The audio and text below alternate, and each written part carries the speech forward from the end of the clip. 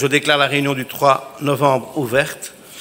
Mais avant de passer la parole au chef de groupe, je tiens à excuser Anne-Sophie Tandel et Patrice Lempereur qui seront absents pendant cette session tous les deux. Au niveau du PTB, tout le monde est présent? Jean-Marc Wéry a une urgence familiale. Il est absent. Monsieur Wéry est absent. C'est important qu'on puisse le noter avant pour le système informatique. Au niveau du groupe PS, complet. Au niveau du MR,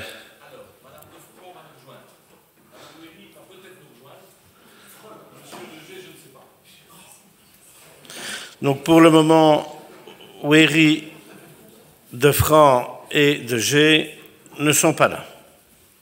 OK, au niveau des engagés,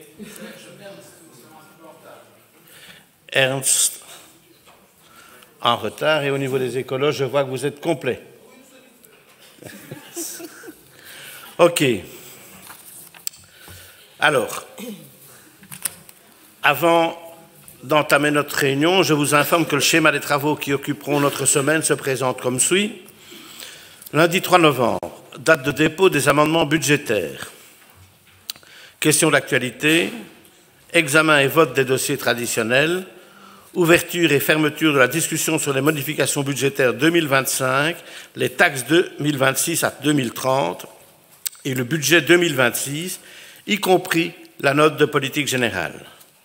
Demain, mardi 4 novembre, réponse des députés provinciaux aux interventions sur leurs compétences spécifiques, intervention des chefs de groupe sur les modifications budgétaires 2025, les taxes 2026 à 2030 et le budget 2026. Et enfin, le jeudi 6 novembre, réponse du Collège provincial aux interventions des chefs de groupe. Et enfin, vote de l'Assemblée sur la troisième série de modifications budgétaires 2025, les taxes provinciales 2026 à 2030, le budget 2026 et la première série d'emprunts de couverture extraordinaire 2026. Vous trouverez sur vos bancs l'ordre du jour actualisé de la séance de ce jour, comprenant les questions d'actualité. Attendez. Une question d'actualité, ainsi qu'un document d'information relatif au vote électronique de notre Assemblée que je vous demanderai de lire attentivement. Comme vous le savez, aujourd'hui, notre Assemblée passe au vote électronique. Vous avez donc reçu à l'entrée un boîtier qui vous permettra de voter sur chaque point de l'ordre du jour. Toutes les informations se trouvent sur ce document qui vous a été remis. Il vous suffira d'appuyer sur la touche correspondant à votre vote, la touche OK, plus la touche OK pour valider celui-ci. Touche 1 pour, touche 2 rouge, contre, touche 3 gris, abstention. Si vous ne participez pas au vote, vous ne devez pas toucher au boîtier. Et je vous demanderai de le préciser oralement de manière audible afin que cette information soit bien reprise au PV. Enfin, il est impératif que vous rendiez votre boîtier de vote à Mme Marilène Vrona à l'entrée de la salle dès après la clôture de la séance. OK. Point 1 de l'ordre du jour actualisé. Lecture du résumé du procès-verbal de la réunion du 25 septembre 2025. Je donne la parole à Madame la Première secrétaire pour la lecture de ce résumé. Bonsoir à tous. Donc voilà le résumé du procès-verbal de la réunion du Conseil provincial du 25 septembre 2025. Séance publique, la réunion est présidée par M. Jean-Claude Jadot, assisté de Mme Virginie Defranc-Firquet et de M. Jean-Denis Lejeune. La séance est ouverte à 16h40. 51 membres y assistent. Monsieur le gouverneur et Monsieur le directeur général provincial assistent à la séance. L'Assemblée entend une communication de Monsieur le Président. Monsieur le deuxième secrétaire donne lecture du résumé du procès-verbal de la réunion du 3 juillet 2025. Monsieur le Président prononce les éloges funèbres de Messieurs André Krupa et de Bernard Marlier, anciens membres du Conseil provincial. L'Assemblée entend les réponses du Collège provincial aux questions d'actualité reprises sous les documents 24-25 à 22 à A25. L'Assemblée adopte à l'unanimité les documents 24-25, 346 à 366, 24-25, 368 à 372 et les documents 24-25, 399 à 401. L'Assemblée adopte les documents 24-25, 367 et les documents 24-25, 373 à 398. Le procès-verbal de la réunion du 3 juillet 2025 est approuvé. La séance publique est levée à 18h25. L'approbation du procès-verbal interviendra en fin de réunion. Point 2 de l'ordre du jour actualisé. L'ordre du jour des questions d'actualité comporte 7 points. Je me permets de vous rappeler que, conformément à notre ROI, après développement de la question par son auteur, un membre par groupe politique peut intervenir sur la question pendant 2 minutes maximum par intervenant. Le député concerné prend ensuite la parole pour la réponse. À l'issue de la réponse, l'auteur et le co-auteur peut exprimer sa réaction pendant une durée n'excédant pas 2 minutes. Pour la première question, relative à l'occupation des locaux scolaires provinciaux, je donne la parole à Madame Muriel Freinet.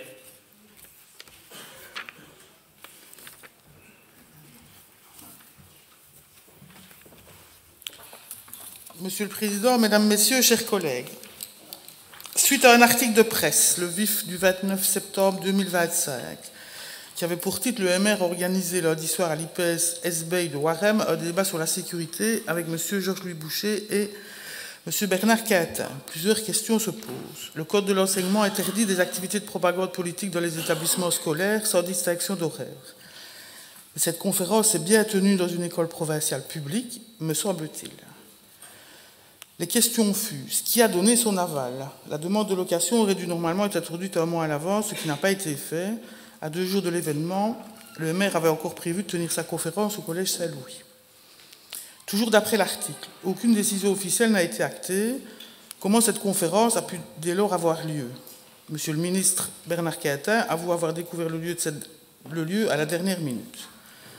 Que des débats politiques soient organisés dans les écoles hors et pendant le temps scolaire, pourquoi pas, quand ils sont organisés par l'école et pour les étudiants avec l'encadrement des professeurs. Sur cette activité, on sent bien le flou de la décision, l'organisation à la dernière minute. De plus, ici, on ne peut clairement pas parler de pluralisme. Donc je souhaite savoir ce qui s'est passé, quel est le règlement dans ce contexte qui a été employé ou pas. Je suis certaine que vos éclairages seront des plus lumineux en vous remerciant. Merci, Madame la chef de groupe. Quelqu'un souhaite-t-il intervenir? Pas d'autres interventions. Pour la seconde question relative au concert de Néna aux Fêtes de Wallonie, je donne la parole à Madame Céline Innocent.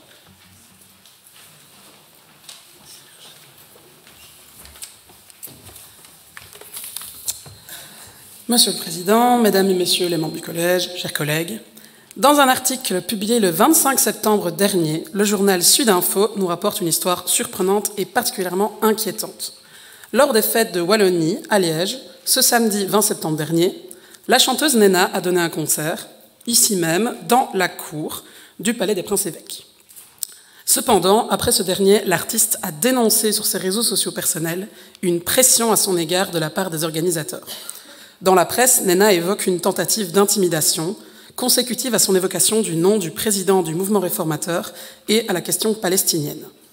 Après son passage sur scène, toujours selon les propos rapportés dans le même article, des coups de téléphone auraient été passés et un homme aurait dit que les propos de Néna étaient considérés comme actes dangereux et a ajouté que des pressions avaient été exercées pour que le groupe ne soit pas payé.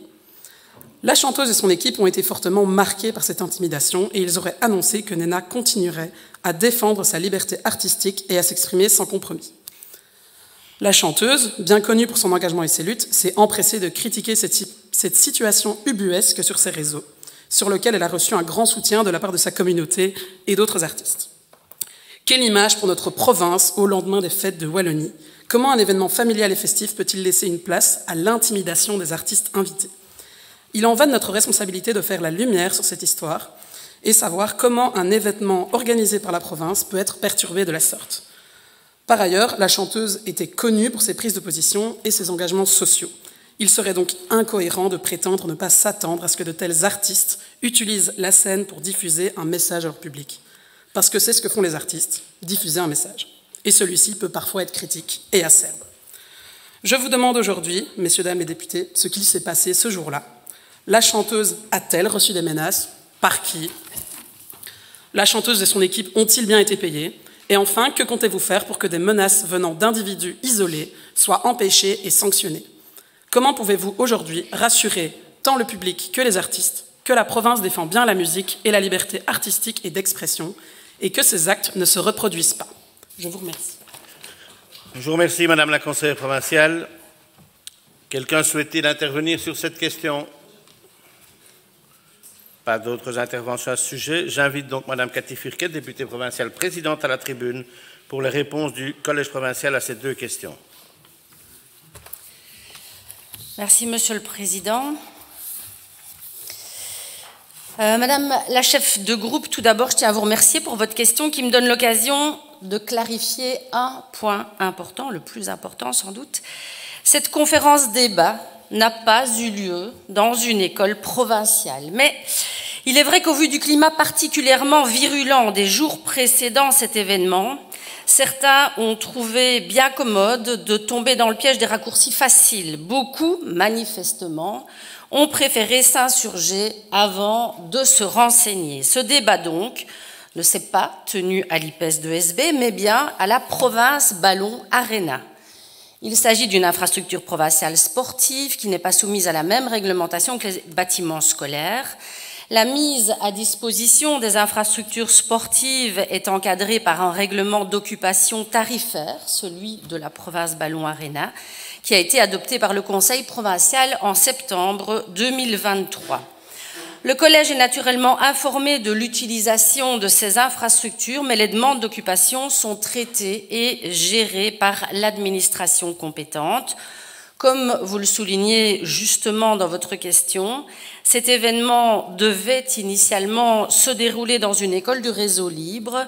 Quelques heures avant, l'école a pris la décision d'annuler la tenue de ce débat dans ses locaux, ceci laissant peu de temps aux organisateurs pour se retourner. C'est ainsi que le bourgmestre de Warem, en urgence, a pris contact avec moi afin de savoir si la province avait un local disponible dans la région, et il était important que ce débat puisse se tenir parce que, je le rappelle, celui-ci était ouvert à tous, parce que sans distinction d'opinion, il offrait un vrai espace de dialogue, et parce que plutôt que de manifester devant les portes, chacun pouvait les franchir pour écouter, questionner et exprimer son point de vue dans le respect et la contradiction. Et qu'on ne s'y trompe pas, si la même demande avait émané d'un autre parti démocratique, elle aurait bien entendu été examinée avec la même ouverture et dans le même respect des règles. J'ajoute que ce n'est pas une situation inédite puisque d'autres événements à caractère politique ont déjà eu lieu dans des établissements provinciaux, notamment scolaires. Je pense au souper du Parti socialiste de Oui organisé en 2018 à l'IPES ou encore quelques années plus tôt à un débat sur l'Europe tenu à l'initiative d'Écolo à l'IPES de SB. Alors oui, vous avez raison de poser la question, même si, en l'occurrence, elle n'avait pas lieu d'être, en tout cas pas sous cette forme cette fois-ci. Je vous remercie pour votre attention. Et j'en viens donc à votre deuxième question de groupe. Et Madame la chef de groupe, vous m'amusez toujours. Il y a quelques minutes à peine, vous nous reprochiez de ne pas assurer la neutralité au sein des bâtiments provinciaux en permettant l'organisation d'une conférence à la province Ballon Arena. Et cette fois, c'est cette même neutralité que vous semblez vouloir remettre en cause. Avant toute chose, je rappelle le contexte. Nous sommes le samedi 20 septembre, dans la cour du Palais des Princes-Évêques. Il est 19h.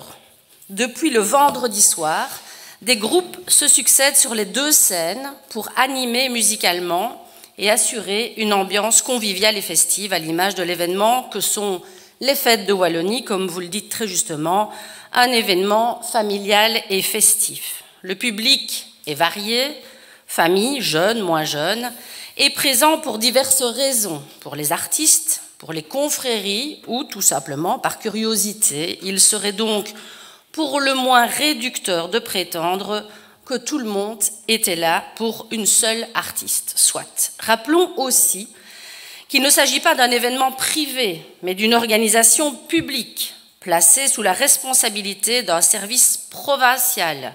La nuance est essentielle selon moi. Remontons maintenant quelques jours en arrière, puisque je vous l'ai dit, je souhaite recontextualiser les choses. Nous étions donc le 20 septembre. Et le jeudi 18 septembre, un hommage à Jean Gol est rendu à la salle académique de l'Uliège dans un contexte que nous connaissons tous. Vous pouvez rire, mais c'est factuel. 48 heures plus tard, les esprits sont encore échauffés pour certains, meurtris pour d'autres. Toujours est-il que ces deux événements, sans lien apparent, se retrouvent donc mêlés, et vous avez raison, de la pire des manières. Revenons maintenant aux faits. Pendant ce concert, la chanteuse Nena a tenu des propos à caractère politique. Elle a pris position sur le conflit en Palestine, sur la ligne du gouvernement, et a nommément visé le président du mouvement réformateur. Elle a appelé le public à continuer le combat et à se mobiliser, car, je cite, « Nous sommes tous des antifas ». Certains témoignages évoquent également des insultes à l'égard de M. Boucher, je le précise toutefois, c'est vrai, je n'étais pas présente et je ne peux donc le confirmer.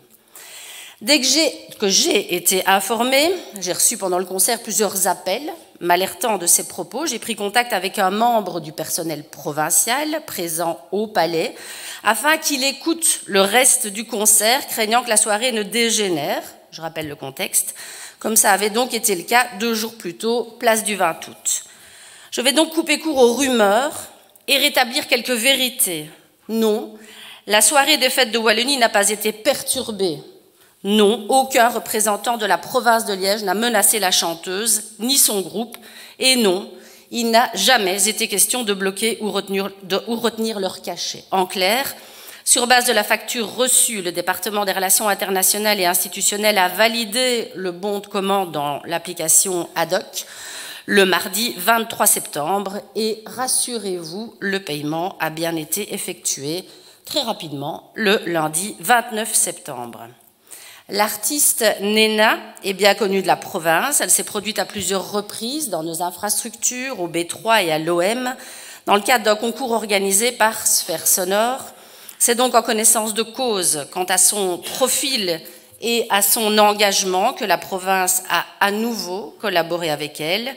Cette fois, cependant, ce n'était ni le lieu, ni le moment, ce n'était pas un meeting politique, ni une tribune militante. Les fêtes de Wallonie, je le rappelle, vous l'avez fait également, sont un événement organisé par un service public soumis à un devoir de neutralité et d'égalité de traitement. Je peux vous assurer que la province de Liège est et restera un espace où la liberté artistique s'exprime pleinement dans le respect de chacun. La liberté d'expression est fondamentale, l'art en est l'un des premiers vecteurs, mais la neutralité du service public n'est pas une option, elle est une obligation. Ces deux principes ne s'opposent pas, ils s'équilibrent. Je vois que vous ne m'écoutez plus, mais sachez que je vous rejoins sur un point, et je terminerai par ça. Cette polémique est regrettable et entache l'image de la province, mais surtout, elle éclipse le travail colossal mené par les services pour offrir à toutes les citoyennes et tous les citoyens des fêtes de Wallonie réussies. Je vous remercie pour votre attention.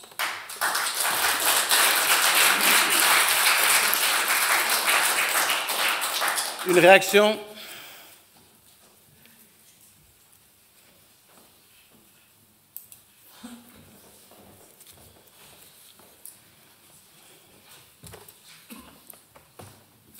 Alors, autant dans un enseignement provincial, puisqu'il y a des règles, ben oui, effectivement, la neutralité doit s'exercer, ou en tout cas le pluralisme des idées, autant, moi je ne veux pas vous suivre sur les artistes, et tout le monde sait très bien qu'un artiste, il s'exprime de manière libre, là où il est produit. On ne peut pas imposer à un artiste d'art contemporain de ne pas attaquer le politique, même si c'est lui qui l'invite, et ça arrive à chaque exposition d'art contemporain. Alors ce n'est pas exprimé de manière parfois littérale, mais en tout cas c'est exprimé dans l'œuvre qu'il produit. Et donc, pratiquement... Mais oui, mais c'est une œuvre, et elle la défend, et c'est sa manière de défendre ce qu'elle a à défendre. Moi, je n'entre pas. Mais oui, mais ça, c'est la liberté de chacun. Mais donc, je ne suis pas d'accord avec vous sur le fait qu'on ait pu, à un moment donné, et ce n'est pas les services provinciaux qui sont attaqués là-dessus, aller la menacer.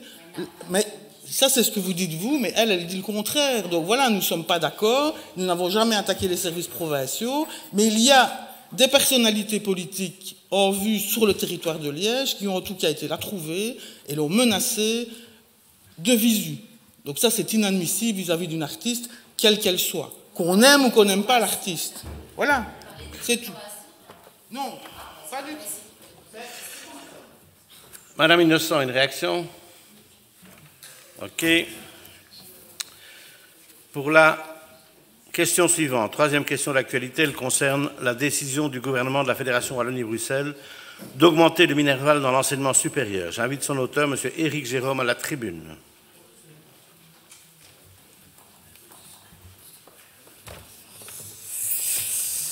Monsieur le Président, Madame la députée présidente, Madame et Messieurs les députés, chers collègues, le gouvernement de la Fédération Wallonie-Bruxelles a annoncé son intention d'augmenter de manière importante le montant d'inscription dans l'enseignement supérieur, que ce soit pour les universités ou pour les écoles, hautes écoles, en portant le Minerval à un montant de 1 194 €. Cette décision risque d'avoir un impact considérable sur les étudiants et leurs familles. On peut noter également que les étudiants qui sont déjà inscrits, cette augmentation vient en cours de parcours et modifie les conditions dans lesquelles ils avaient entamé leurs études. Alors, dans ce contexte, il y a deux questions. Doit-on malgré tout se réjouir de cette augmentation qui générera peut-être davantage de recettes que la province pourrait dès lors investir dans son enseignement? Et puis, est-ce que la province a pu identifier des dispositifs concrets pour accompagner les étudiants et leurs familles afin de leur permettre de faire face à la différence de coûts entre l'ancien et le nouveau Minerval? Je vous remercie. Merci, Monsieur le Conseiller provincial. Quelqu'un souhaite-t-il intervenir par rapport à ce sujet? Pas d'intervention. J'invite à la tribune M. Marc Delray pour sa question relative à l'impact de l'augmentation de la charge hebdomadaire des enseignants du secondaire supérieur sur l'emploi dans l'enseignement provincial. Vous avez la parole, Monsieur le conseiller. Merci, Monsieur le Président. Bonjour à toutes et tous. Ça vient d'être dit, la présente question d'actualité concerne la décision prise par le gouvernement de la Fédération Wallonie-Bruxelles dans le cadre de son budget 2026 de relever de 2 heures la charge hebdomadaire des enseignants du degré secondaire supérieur et les impacts de cette mesure sur l'enseignement provincial liégeois. L'annonce de cette modification, qui ne s'accompagne d'aucune revalorisation salariale et dont ne seront exemptés que les enseignants de plus de 60 ans et ceux qui prestent leur première année en carrière, a suscité colère et incompréhension dans les salles des profs. Alors que le métier est en pénurie chronique et que les agents réclament depuis bien longtemps un refinancement et une amélioration de leurs conditions de travail, la décision d'économiser près de 87 millions dans le domaine de l'enseignement est accueillie comme une provocation et comme le signe d'une non-reconnaissance des difficultés éprouvées par le secteur. De plus, les syndicats estiment que le recalcul sur cette nouvelle base du NTTP, le nombre total de périodes professeurs, se soldera par la suppression à l'échelle de la Fédération Wallonie-Bruxelles d'un grand nombre d'emplois, estimés entre 1500 et 2000 pertes d'emplois. Ces craintes sont minimisées par le cabinet de la ministre Glatigny, mais elles sont confirmées dans la presse par le secrétaire général de l'APEL, l'Association professionnelle du personnel de l'enseignement libre. Notre question est donc la suivante. Le collège a-t-il pu mesurer le nombre d'emplois susceptibles d'être perdus dans l'enseignement secondaire provincial liégeois suite à l'application de cette mesure? Merci d'avance pour votre réponse. Merci, Monsieur le conseiller provincial. Quelqu'un souhaite intervenir sur ce sujet? Non. J'invite à nouveau Madame Cathy Firquet, députée provinciale présidente, à la tribune pour les réponses du collège à ces deux questions. Merci, Monsieur le Président.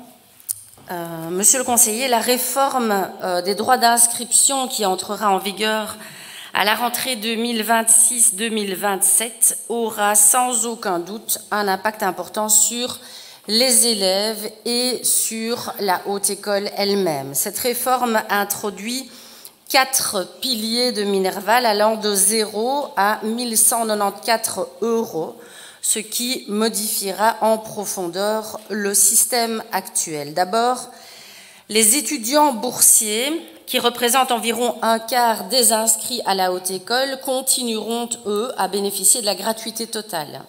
Ensuite, les étudiants de conditions modestes payeront 350 € au lieu d'un montant compris entre 64 et 343 € actuellement en fonction du choix de la formation.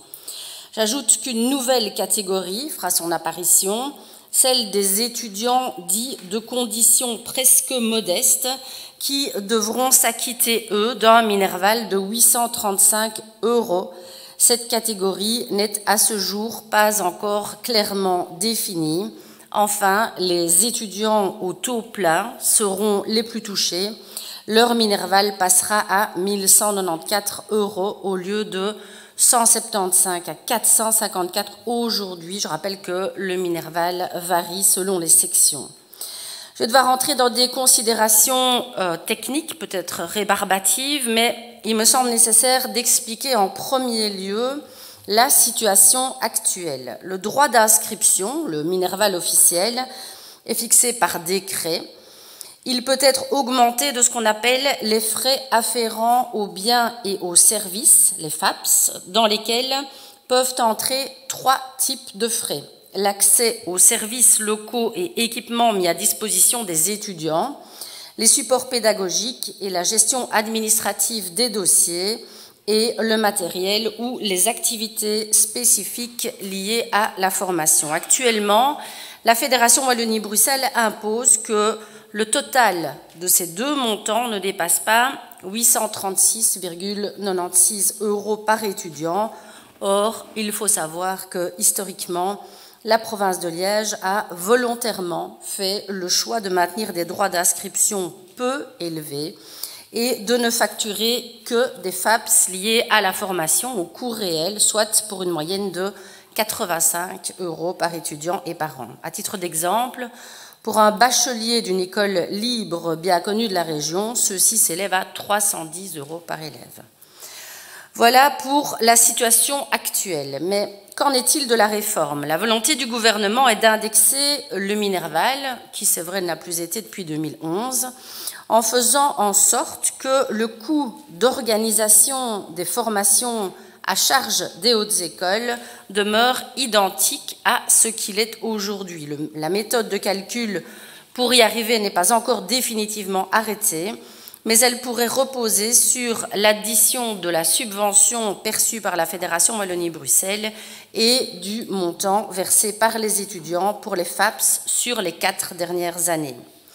En conséquence, vous l'aurez compris, la province, en maintenant ses frais afférents aux biens et aux services très bas, obtient un montant de référence pour la HEPL mécaniquement plus bas que les autres. Donc, monsieur le conseiller, j'aurais aimé pouvoir vous dire que sur les 1194 € qui seront réclamés aux étudiants, une majeure partie sera réservée dans et pour notre enseignement, qu'avec cette nouvelle recette, nous pourrons rénover nos bâtiments, proposer de nouveaux équipements aux élèves ou encore moderniser nos structures. Malheureusement, il n'en serait rien. La différence entre ce montant de référence et celui de 1194 € serait versée à la Fédération Wallonie-Bruxelles.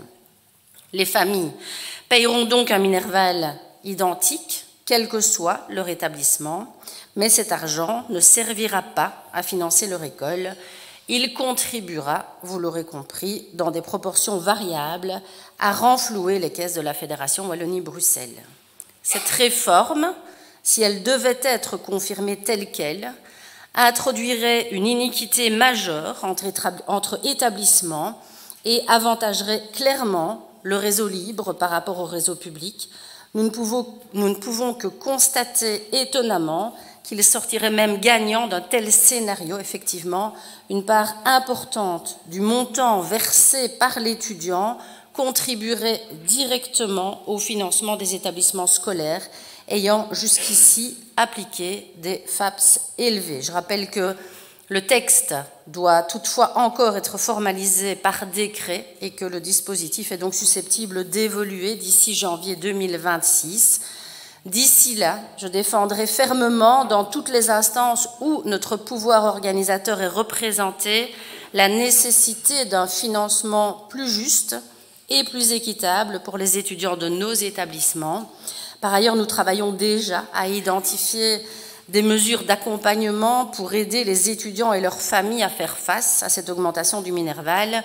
Aujourd'hui, le Conseil social a posé le choix d'intervenir dans la prise en charge du Minerval de certains étudiants non boursiers. Il pourrait être amené à le faire davantage dès la rentrée scolaire prochaine. Une analyse budgétaire devra baliser l'augmentation possible de cette intervention financière. Les pistes de la réévaluation des aides complémentaires comme les supports de cours, les aides alimentaires ou les activités pédagogiques, ainsi que le renforcement des aides directes aux étudiants en difficulté sont également envisagés. L'objectif est clair, faire en sorte que cette réforme, si elle se confirme, ne fragilise pas davantage les publics déjà précarisés et que nos établissements restent accessibles à toutes et à tous. Monsieur le conseiller, monsieur Delray, je vais tout d'abord répondre directement à votre question. Cette mesure, si elle était appliquée telle qu'elle dans nos établissements, pourrait entraîner la suppression de maximum 37 emplois. Mais je tiens tout de même à rappeler qu'avant le décret du 14 mars 2019, la notion de période additionnelle n'existait pas formellement dans l'enseignement de la Fédération Wallonie-Bruxelles et pourtant, beaucoup d'enseignants effectuaient déjà 1 à 2 heures de plus que leur charge officielle pour des raisons organisationnelles liées à l'élaboration des horaires et à la bonne répartition des cours dans le but d'éviter, entre autres, la fragmentation des classes. C'est ce décret qui a redéfini la charge de travail des enseignants et introduit la notion d'heures supplémentaires rémunérées selon une échelle barémique liée à la fonction exercée. Ces mesures visaient notamment à répondre à la pénurie croissante d'enseignants avec la mesure annoncée par le gouvernement de la Fédération Wallonie-Bruxelles de relever de 2 heures la charge hebdomadaire des enseignants. On formalise en fait le système qui prévalait avant 2019. J'ajoute que ce nombre de 37 emplois n'est pas certain. Tout d'abord, il a été calculé sur base des heures organisées dans le degré supérieur de cette année. Ensuite, il dépendra vraisemblablement des départs à la pension ainsi que des enseignants qui pourraient entrer en congé pour mission ou être détachés, autrement dit.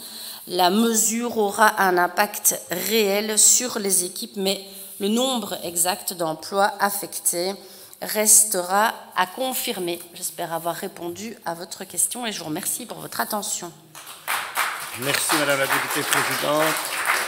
Une réaction, Monsieur Jérôme? Une réaction? OK. Pour la 5e question relative à la sécurité des citoyens sur le territoire du bassin Mosan, je donne la parole à Monsieur Irwin Guckel.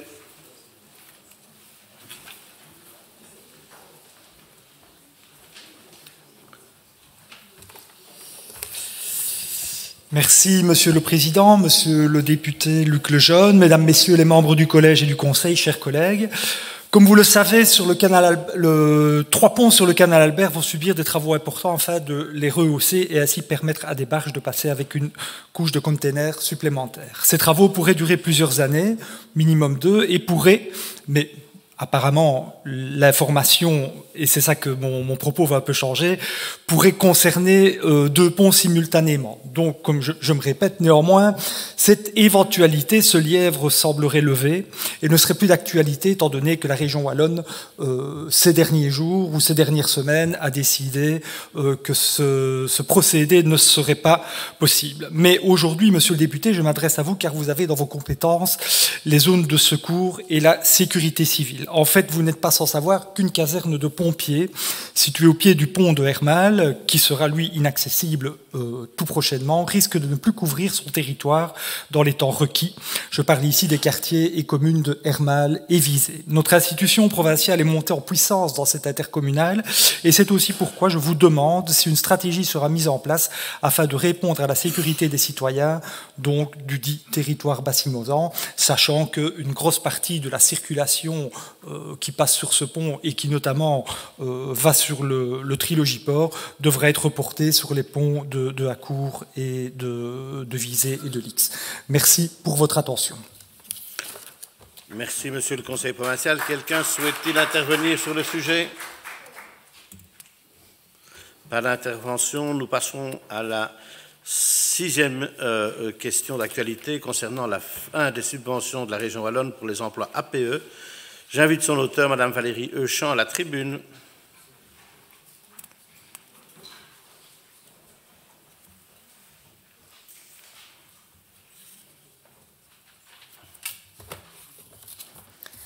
Alors, Mesdames, Messieurs, chers collègues, le ministre wallon de l'Emploi, Pierre-Yves Geolet, du MR, a récemment affirmé dans la presse que 52,5 millions d'euros d'économies seraient inscrits dans le budget wallon 2026 au titre des emplois APE, ce sont donc les aides à la promotion de l'emploi, affirmant, je le cite, assumer pleinement ce choix politique. Pour les provinces, ça signifie que toutes les aides seraient supprimées, ce qui représente 3 millions d'euros pour la province de Liège, 3 millions d'euros qui ont pourtant été inscrits au budget 2026 qui nous occupe cette semaine et sur lesquels nous comptions.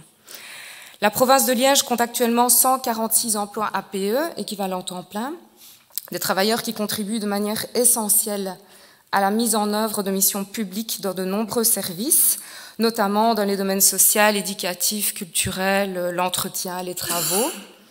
Dans ce contexte, pouvez-vous nous préciser l'évaluation faite par la province de l'impact concret qu'aurait cette réduction budgétaire annoncée par le gouvernement wallon du MR et des engagés sur les 146 APE provinciaux? Et plus spécifiquement, quelles garanties le collège peut-il donner aujourd'hui quant au maintien de ces emplois et à la poursuite des missions qui en dépendent? Merci pour vos réponses. Merci, Madame la conseillère. Une intervention sur ce sujet? Non, nous allons passer alors à la 7e et dernière question relative à l'affectation d'agents provinciaux au service des CPS. Pour cette dernière, je donne la parole à Monsieur Pascal Rodin.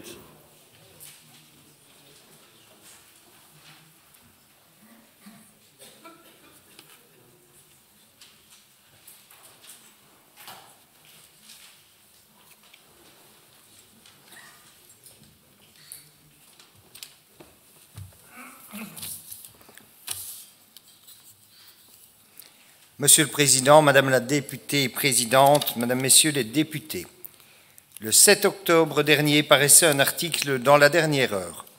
Le ministre en charge des pouvoirs locaux se targuait de vouloir affecter des agents provinciaux au service des CPS afin d'aider ceux-ci face à un éventuel afflux de bénéficiaires. Outre le manque de respect affiché pour les travailleurs de la fonction publique, à la fois envers les agents provinciaux, dont les compétences et le professionnalisme méritent davantage de considération, ainsi qu'envers les travailleurs du CPS, puisque ces propos reviennent à dire que leur travail peut être effectué par n'importe qui. Cette sortie donne l'impression que les agents des services publics ne sont qu'une simple variable d'ajustement. Pourtant, si nous sommes réunis aujourd'hui, c'est bien grâce à ces agents provinciaux qui ont travaillé pour que cette séance puisse se tenir, préparer les dossiers que nous allons voter, les rapports que nous analysons, les chiffres que nous examinons. Ces agents ne manquent pas de travail, ils font fonctionner nos institutions au service du citoyen. Ma question est donc double. La province a-t-elle été consultée ou même informée de ce plan dit win-win avant cette sortie de presse? Et si tel est le cas, des mécanismes concrets ont-ils déjà été envisagés ou mis en place pour encadrer ce redéploiement? Merci.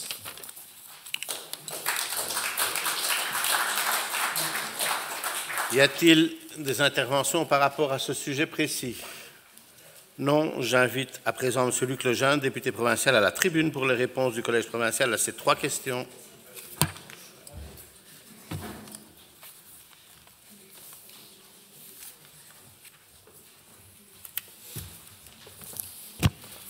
Voilà, Monsieur le Président, Monsieur le Directeur général, chers collègues, je vais commencer par répondre à la question d'Irwin Guckel, conseiller provincial. Abassi-Mozan répond à Abassi-Mozan sur une question bassi-mozane. Où effectivement, ici, il est question des travaux de rehaussement de 3 ponts, dont le pont d'Hermal-sur-Argenteau, travaux qui commencent par ailleurs aujourd'hui. Alors, je vais vous rassurer très simplement, dans le cadre des procédures d'octroi du permis d'urbanisme précédant la réalisation des travaux, la zone de secours, territorialement compétente, est systématiquement consultée. Cela lui permet d'une part de formuler ses recommandations et d'autre part d'évaluer l'impact potentiel des travaux dans le cadre de son analyse des risques permanents. Il revient dès lors au commandant de zone d'apprécier la situation et, le cas échéant, de mettre en place les mesures nécessaires afin de garantir l'intervention des services de secours dans les délais prescrits par la loi, ainsi que par l'analyse des risques adoptés par le conseil d'administration de l'IILE SRI. Et dans le cas que vous évoquez, les conséquences des travaux sur les ouvrages d'art du canal Albert, ainsi que les perturbations de mobilité que ces travaux vont entraîner, ont été analysées. Il ressort de cette évaluation qu'au regard du maillage territorial des postes de secours de la zone et compte tenu de l'implantation particulière du poste de Hermal, ces travaux auront peu, voire pas d'incidence sur le niveau de service. En effet, le seul secteur susceptible d'être légèrement impacté est l'enclave située à l'est du poste entre la rive gauche de la Meuse et le canal Albert, donc le village d'Hermal-sur-Argenteau et le quartier d'Haute-Volpont de Visé. Mais si un détour est nécessaire, entraînant un allongement de quelques minutes du temps d'intervention, ce temps d'intervention restera inférieur au délai légal de 12 minutes. Une attention particulière est évidemment portée à cette zone. Aucun plan opérationnel spécifique ne s'avère nécessaire à ce stade. Le suivi attentif permettra de garantir que la sécurité des habitants de ce secteur reste pleinement assurée durant toute la période des travaux. Et donc, j'en conclus que sur base des informations peut-être divergentes qui ont été communiquées, de savoir si il y a une fermeture de 2 ponts ou d'un seul sur une période de temps déterminée, la réponse peut, quoi qu'il arrive, être rassurante sur les délais d'intervention pompiers. Voilà. J'en arrive maintenant à la question de Valérie Euchamp concernant la fin des subventions de la région wallonne pour les APE. Quel impact pour les agents provinciaux? Je vous remercie pour votre question. Avant toute chose, je préciserai quand même, en m'adressant directement au personnel provincial et en mesurant pleinement les inquiétudes légitimes que ces annonces peuvent susciter. Je peux affirmer au nom du Collège provincial que le Collège provincial se tient résolument aux côtés des agents et que nous nous engageons à les soutenir, quelles que soient les évolutions à venir. Comme vous le soulignez, la province de Liège perçoit actuellement un montant forfaitaire de 3 169 931 € dans le cadre des dispositifs APE. Ce dispositif sera supprimé pour l'ensemble des services publics à partir du 1er janvier 2027. Toutefois, l'article 19 de l'avant-projet du décret prévoit une suppression anticipée pour les provinces à partir du 1er janvier 2026. Ça nous place bien entendu dans une situation défavorable par rapport à d'autres institutions puisqu'il y a un décalage d'1 an. La réforme et son calendrier accéléré nous confrontent à un dilemme délicat. Ne rien faire reviendrait à condamner des emplois subventionnés. Compenser sur fonds propres la totalité générerait des tensions budgétaires structurelles importantes puisque ça n'a pas encore été intégré dans notre projet de budget. De ces deux scénarios, nous faisons le choix d'un troisième, celui d'avoir à l'esprit de poursuivre la continuité de nos missions essentielles pour la population et les pouvoirs locaux.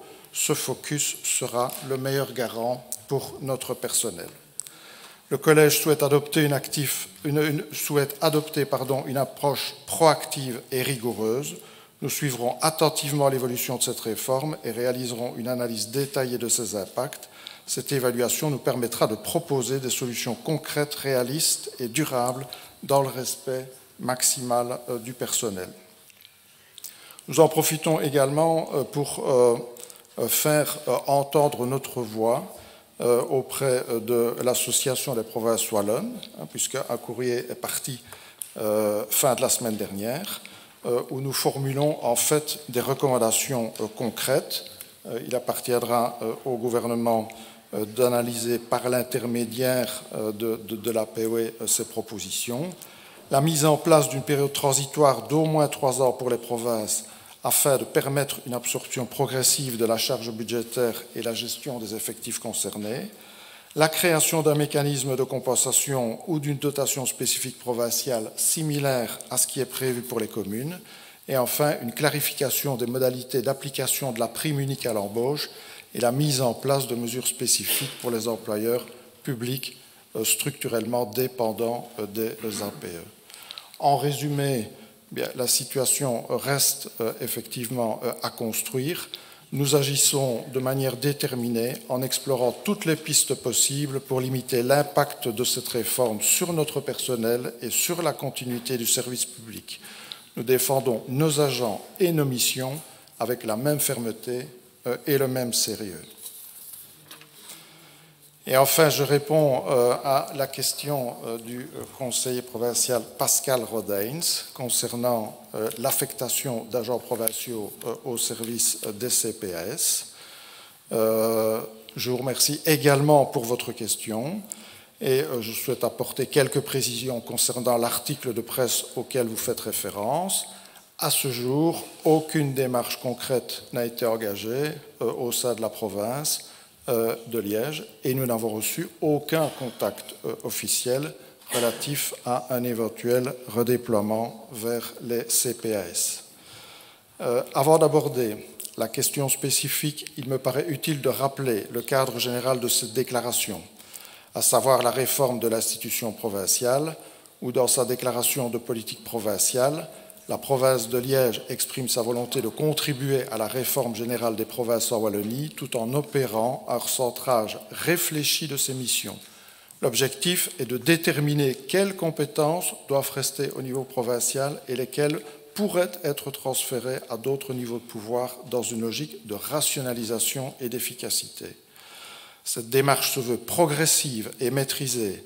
Elle vise à préserver les missions stratégiques de la province tout en optimalisant l'utilisation des ressources. La préservation de l'emploi du personnel provincial y est explicitement affirmée comme une priorité et la réforme cherche à concilier modernisation institutionnelle et continuité des services aux citoyens. J'ajoute, concernant plus spécifiquement le renfort des agents provinciaux au sein des CPAS, qu'il convient de rappeler que cette possibilité s'inscrit dans un contexte plus large, celui de la réforme du chômage mise en œuvre par le gouvernement fédéral. Face à l'augmentation des demandes, les CPS expriment des besoins de renfort tant au niveau des équipes sociales qu'administratives. À titre d'information, les besoins administratifs des CPS en Wallonie à la suite de cette réforme s'élèvent à 659 agents. J'en reviens à l'article de presse auquel vous faites référence. Le ministre des Pouvoirs locaux a effectivement fait référence à une mise à disposition temporaire auprès d'un autre pouvoir local, tel que prévu par l'article L 2221-15 du Code de la démocratie locale et de la décentralisation. Cette possibilité existe déjà légalement et permet aux communes, provinces et CPS de conclure des conventions définissant la durée, les conditions et la mission confiée. L'agent conserve son statut provincial et reste soumis au cadre légal applicable. Toute mise à disposition devrait, comme prévu, s'accompagner d'une formation spécifique et adaptée afin de garantir la qualité du service rendu et le respect des pratiques professionnelles propres au CPS, dans une logique de soutien ciblé et complémentaire au personnel existant. Ainsi, toute collaboration éventuelle avec la province ne pourrait intervenir que dans une optique d'appui ciblé et complémentaire et en aucun cas de substitution aux compétences professionnelles du CPS. À l'heure actuelle, aucune demande des communes et des CPS ne nous est parvenue dans ce sens. Je termine en souhaitant rassurer également une nouvelle fois nos agents provinciaux. La province de Liège reconnaît pleinement leur engagement, leur charge de travail et leur professionnalisme. Aucune décision ne sera prise sans dialogue, transparence et respect des conditions de travail. L'objectif reste de permettre aux agents de réaliser un travail porteur de sens en allouant les moyens là où ils sont les plus utiles au bénéfice du service public et des citoyens. Je vous remercie. Je vous remercie, Monsieur le député provincial. Une dernière intervention? Oui.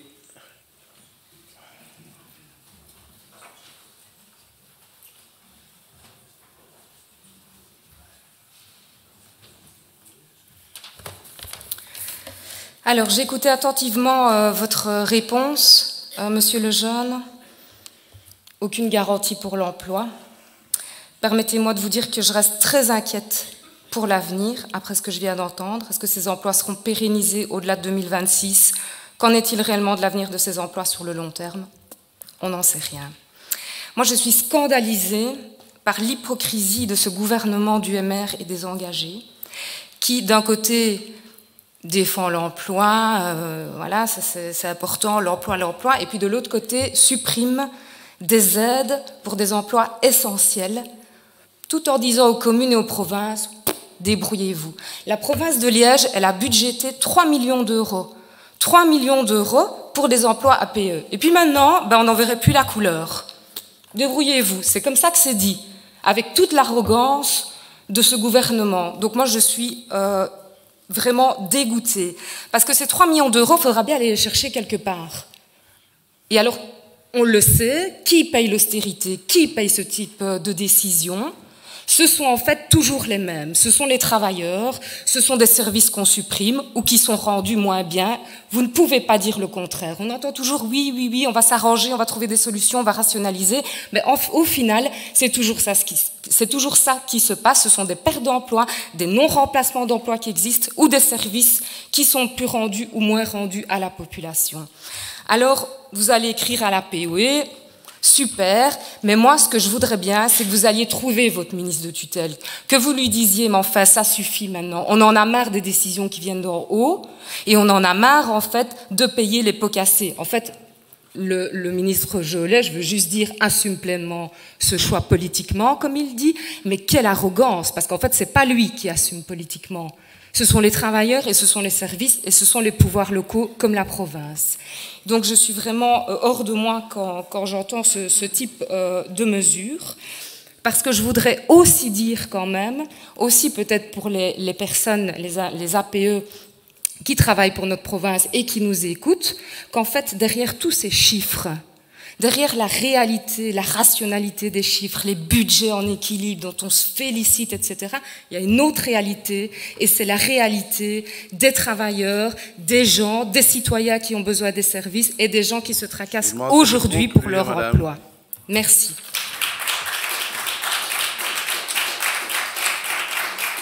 Ceci clôt les échanges sur les questions d'actualité. Une réaction sur votre question, la question que vous avez posée. Oui, d'accord, oui. C'est vrai, vous étiez à 3. Je regardais Ruine et je ne t'ai pas regardé, Pascal.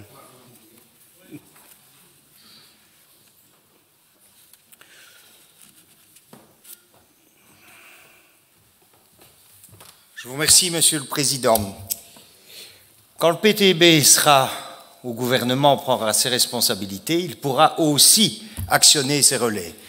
Je vous remercie, Monsieur le député, lorsque vous m'avez répondu que dans les situations budgétaires que nous connaissons et que parfois nous subissons, vous avez toute l'équipe, à cœur de défendre nos agents provinciaux. Alors, effectivement, les APE, c'est des plans de remise à l'emploi. Ce n'est pas un subside permanent pour faire un emploi bis. C'est ça, les APE. Au jour d'aujourd'hui, que doit-on faire à la province? S'adapter évidemment par rapport aux mesures qui viennent du gouvernement, mais surtout réfléchir à notre cadre provincial, réfléchir au sort de nos agents et s'occuper d'eux. Et j'ai l'impression que c'est au cœur de vos priorités. Je vous en remercie. Merci, monsieur le conseiller. Ceci clôt les échanges sur les questions d'actualité. Point 3 de l'ordre du jour actualisé, modification de la représentation provinciale au sein de l'organe d'administration de la SBL, Association des provinces wallonnes, l'APW. Ce document a été soumis à l'examen du bureau et j'invite le rapporteur, M. Lomba, à nous en faire connaître les conclusions. Merci, Monsieur le Président. Eh bien, par courrier daté du 1er octobre dernier, la SBL, l'APW, l'Association des provinces wallonnes, nous faisait part du renouvellement de son organe d'administration. Le présent rapport a donc pour objet la modification de la présentation au sein de cet organe. Concernant cette dernière, il y a lieu de prendre en considération l'application de la clé d'onde sur l'ensemble des conseils provinciaux qui la composent, ainsi que les suggestions formulées par les différentes formations politiques concernées. Lesquelles suggestions sont reprises dans la résolution ci annexée, sont donc proposées en qualité de représentant de la province de Liège au sein de l'APW, de son organe d'administration, Mme Cathy Firquet, députée provinciale présidente, M. André Denis, député provincial, M. Luc Gillard, député provincial vice-président, Mme Laura Crapanzano, députée provinciale, M. Luc Lejeune, député provincial, et M. Grégory Piron, conseiller provincial. Ça a été adopté par consensus, Monsieur le Président. Je vous remercie. Quelqu'un souhaite-t-il intervenir? Pas d'intervention. Je clôt la discussion générale. Pour la technique, je signale que M. Klinkenberg est sorti. Donc, nous serons 50. Le vote est ouvert.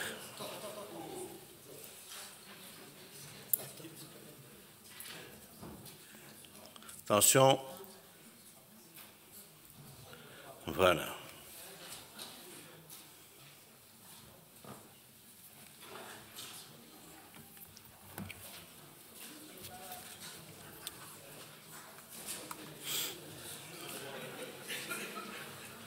Eh bien, le vote est encore un. Voilà, le vote est clôturé. 50 pour, 0 contre, 0 abstention. Points 4 et 5 de l'ordre du jour actualisé. Il s'agit de 2 octrois de subventions sport aux ASBL, Union Nautique de Liège et CAP 2 Sport. Votre première commission a pris connaissance de ces 2 documents et j'invite son rapporteur, M. Deur, à nous en faire part de son rapport sur ceux-ci. Monsieur le Président, Mesdames, Messieurs les députés, chers collègues, le document 25-26-012 correspond à l'octroi d'une subvention en faveur de l'Union Nautique de Liège pour l'activité Ramer en rose, qui correspond à une initiative sportive visant à offrir la possibilité aux femmes en post-traitement d'un cancer du sein de pouvoir ramer, c'est-à-dire de pratiquer une activité sportive sous encadrement sportif et médical hors du contexte hospitalier. Le subside proposé est de 19 000 € et cela n'a rencontré aucune remarque en commission. Le point suivant correspond à l'octroi de soutien de la SBL Cap 2 Sport pour l'achat de matériel permettant la pratique d'un paragolfeur. Ce montant est de l'ordre de 5 000 € et ce point n'a entraîné aucune remarque en commission. Merci. Je vous remercie, Monsieur le conseiller provincial. Quelqu'un souhaite-t-il intervenir? Pas de demande d'intervention. Je clôt la discussion générale. Pouvons-nous procéder à un vote globalisé? Le vote est ouvert.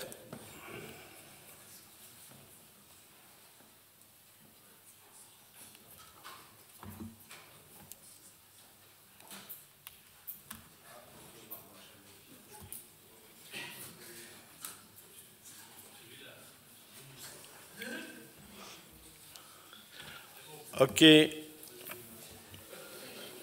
50 pour, 0 contre, 0 abstention. Unanimité.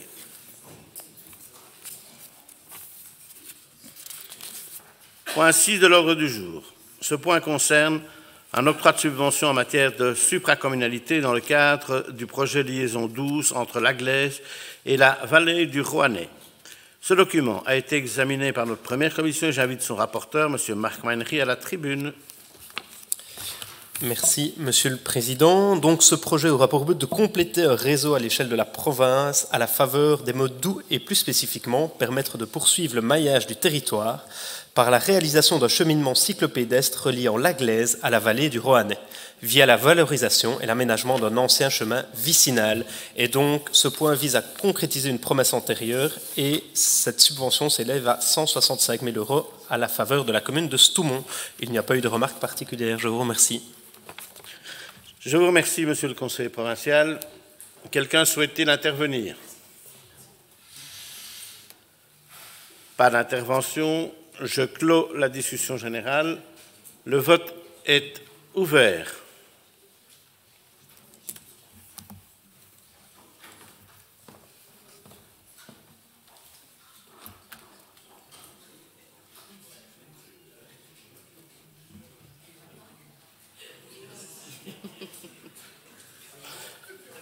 Voilà, le vote est clôturé. Unanimité, le Conseil adopte la dite résolution. Petite parenthèse, Cathy demande à Luc qui garde ses lunettes. Point 7. Le point 7 a été soumis à l'examen de la première commission et concerne la participation de la province de Liège à l'augmentation du capital de la société coopérative agréée comme entreprise sociale la ressourcerie du pays de Liège. J'invite le rapporteur, M. Beltrand, qui est à la tribune pour son rapport. Merci, Monsieur le Président, Mesdames, Messieurs les députés, chers collègues. Il s'agit donc de la participation de la province de Liège à l'augmentation du capital de la société coopérative agréée comme entreprise sociale la ressourcerie du pays de Liège. Dans le cadre de sa déclaration de politique provinciale 2024-2030, la province de Liège souhaite renforcer ses actions en faveur du développement durable, notamment pour une meilleure gestion du déclassement de son matériel et par le soutien à l'économie circulaire et sociale. À ce titre, il est proposé qu'elle participe au capital de la coopérative ressourcerie du pays de Liège, agréée comme entreprise sociale et active dans la réutilisation, le recyclage et l'insertion socio-professionnelle. Cette société, qui fonctionne selon les principes de l'économie sociale, collecte, trie et valorise des encombrants, soit via des magasins de seconde main, soit par le recyclage. Une participation permettrait à la province de bénéficier des services de la ressourcerie en régime in-house, sans devoir recourir à des marchés publics, tout en s'inscrivant pleinement dans ses objectifs de durabilité. Le Collège provincial propose donc d'acquérir une part de classe A pour 200 € afin d'intégrer cette dynamique et d'appuyer ses ambitions environnementales et sociales.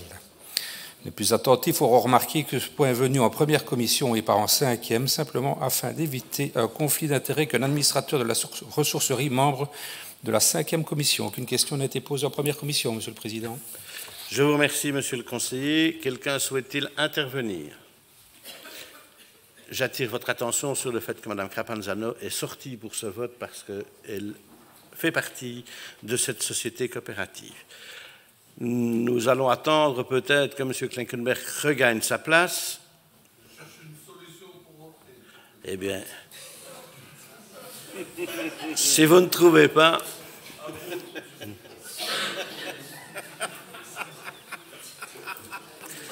Nous allons toujours passer au vote. Le vote est ouvert.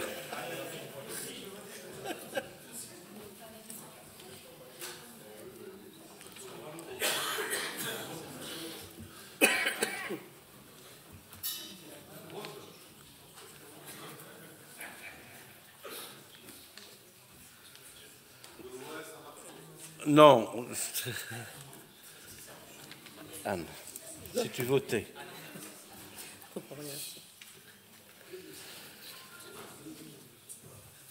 Voilà. Unanimité sur ce point. Les points 8 et 9 ont été examinés et regroupés par votre troisième commission. Il s'agit de 2 octrois de subventions en matière de santé et d'affaires sociales pour les ASBL Services d'aide aux migrants et Restos du Cœur de Liège. J'invite le rapporteur, M. Hubert Jonnet, à la tribune pour son rapport sur ces deux documents. Merci, Monsieur le Président. Mesdames et Messieurs les députés, chers collègues, les points 8, 9, documents 25, 26, 016 et 25, 26, 017 de l'ordre du jour ont été soumis à la troisième commission. Il s'agit de deux subventions proposées par notre collège provincial à deux ASBL de la province. La première, c'est en faveur de l'ASBL SAM, 4 000 €, 2 000 € à charge d'action sociale et 2 000 € à charge d'organismes œuvrant dans le domaine de la santé. La seconde, c'est en faveur de l'ASBL Restos du Cœur Liège, 5 000 €, 2 500 à charge d'action sociale et 2 500 € à charge d'organismes œuvrant dans le domaine de la santé. Ces deux propositions de subvention s'inscrivent en droite ligne de la politique provinciale en matière de santé et de social. La SBL SAM a pour objectif l'intégration des personnes migrantes. Elle leur propose un accompagnement global, social et juridique, une formation à l'alphabétisation et à la citoyenneté, un accueil et un hébergement, une aide à la recherche d'un logement ou d'un emploi. La SBL Restos du Cœur Liège apporte son aide à des personnes précarisées connaissant des problèmes de surendettement, de maladies mentales ou d'addiction, à des jeunes en rupture familiale, à des personnes étrangères en recherche de logement ou d'emploi. C'est à l'unanimité des membres de notre commission que le soutien à ces deux ASBL a été approuvé. Un commissaire a cependant posé une question. Il a demandé quel était le budget en affaires sociales et santé d'une manière générale, ainsi que l'historique pour l'ASBL SAM et Restos du Cœur Liège. Il a été répondu par monsieur le député Luc Lejeune que le budget global des subventions en affaires sociales s'élevait à 329 000 €. L'ASBL SAM en bénéficie depuis 2014 et l'ASBL Restos du Cœur Liège depuis 1997. Notre député a précisé aussi comment la répartition s'effectuait. La répartition est effectuée de manière réfléchie au sein d'un jury cabinet administration pour objectivation maximale et présentation au collège, tout en tenant compte de l'objet de la subvention et de l'orientation. Merci. Je vous remercie, Monsieur le conseiller provincial. Quelqu'un souhaite-t-il intervenir? Pas d'intervention. Je clôt la discussion générale. Pouvons-nous procéder à un vote globalisé? Le vote est ouvert pour ces deux documents.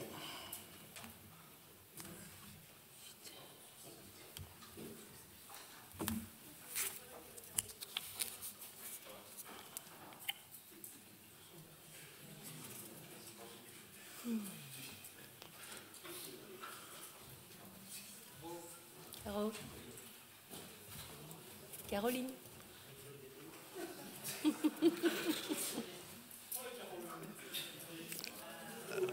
Voilà. Le vote est clôturé.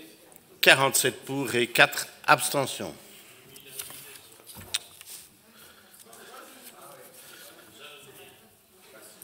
Je pense que j'ai dit 47 pour et 4 abstentions. Donc là, il faudra... Abstention, c'est unanimité. Alors, le point 10. Il s'agit d'un octroi de subvention santé à l'ASBL Cité de l'Espoir. Ce document a été examiné par la troisième commission. J'invite le rapporteur, M. Gianni Tabon, à la tribune de son rapport. Merci, Monsieur le Président. Mesdames, Messieurs les députés, le point a été soumis à la troisième commission. Le Collège provincial propose d'octroyer une subvention de 6 831 € à l'ASBL Cité de l'Espoir, située à Andrimont, pour financer l'achat de baignoires balnéo adaptées aux personnes en situation de handicap. Cette aide s'inscrit dans la politique provinciale de santé. L'association qui héberge 312 personnes atteintes de déficience mentale sévère souhaite ainsi améliorer l'autonomie, le confort et le bien-être de ses résidents grâce à ces équipements adaptés. Je vous remercie, Monsieur le conseiller provincial. Quelqu'un souhaite intervenir sur ce point? Pas d'intervention. Le vote est ouvert.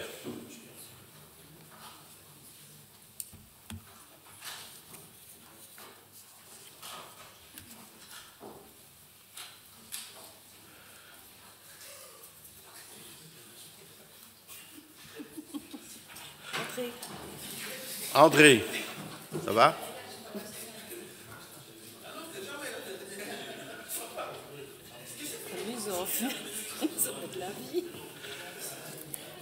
OK, le vote est clôturé. 47 pour et 4 abstentions.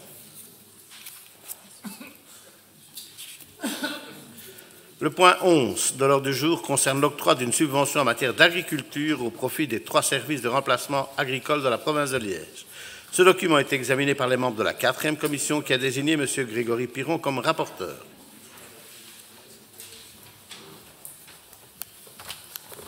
Merci, Monsieur le Président.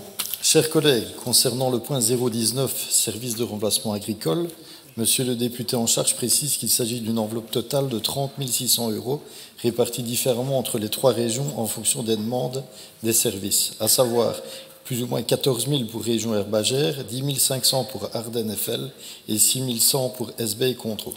Merci pour votre attention. Merci, Monsieur le Conseil provincial. Quelqu'un souhaite-t-il intervenir? Personne. Je clôt la discussion générale. Le vote est ouvert.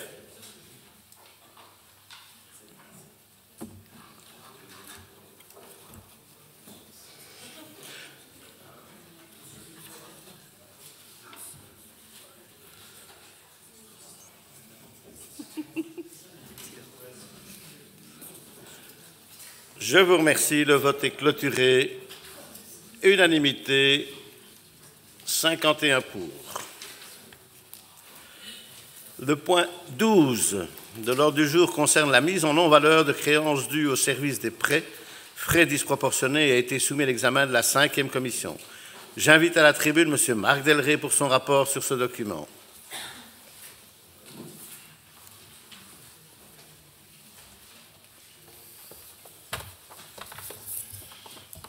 Merci, Monsieur le Président. Mesdames et Messieurs, votre 5e commission réunie le vendredi 17 octobre dernier s'est penchée sur le document 25-26/020 par lequel le Collège provincial propose au Conseil de porter en non-valeur un montant de 896,72 € correspondant à des créances dues au service des prêts qui n'ont pu être recouvrées par les services financiers provinciaux à la suite d'une procédure à l'amiable. Le directeur financier provincial, M. Fastré, explique à la Commission que ces services déploient une grande énergie en vue du recouvrement de ces créances pour des raisons évidentes de bonne gestion, mais aussi pour inciter la population concernée à un comportement civique en la matière. Toutefois, en aval de ces démarches, le recouvrement du reliquat susmentionné entraînerait en effet des efforts disproportionnés. Merci pour votre attention. Je vous remercie, Monsieur le conseiller provincial. Quelqu'un souhaite-t-il intervenir? Pas d'intervention. Je clôt la discussion générale. Le vote est ouvert.